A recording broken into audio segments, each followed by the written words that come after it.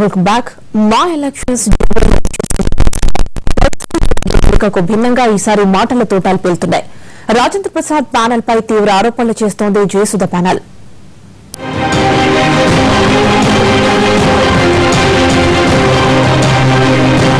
Movie artist association ఎన్నికలు ఈ నెల 29న జరగబోతున్నాయి.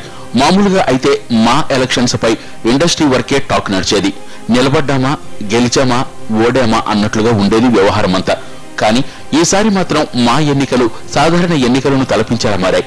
పరోక్ష విమర్శలతో మాటల తోటాలు పేలుతున్నాయి. ఈసారి మా ఎలక్షన్స్ లో రాజేంద్ర ప్రసాద్ ప్యానెల్, జయసుధ ప్యానెల్ పోటీ పడుతున్నాయి.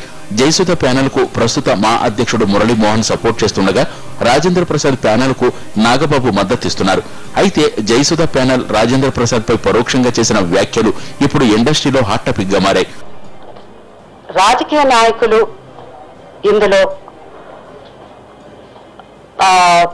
ఇంటర్ఫియర్ అవ్వడం అన్నది కరెక్ట్ కాదు. అయితే మీరు వెంటనే అడుగుతారు నేమ్ దెమ్మని.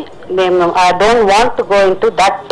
ఇది నేను ఒక్కటే చెప్తున్నాను రాజేంద్ర ప్రసాద్ గారికి. రాజేంద్ర ప్రసాద్ గారు, మీరు ముందు నుంచే మా అందరితో మాట్లాడి మొత్తం మన ఇండస్ట్రీలో హీరోలు అందరు ఉన్నారు. పెద్దలు కృష్ణరాజు గారు ఉన్నారు, మన కృష్ణ గారు ఉన్నారు, మన నాగార్జున గారు ఉన్నారు, బాలకృష్ణ గారు ఉన్నారు, వెంకటేష్ ఉన్నారు, మహేష్ బాబు, ఇంకా ఎంతమందో ఉన్నారు.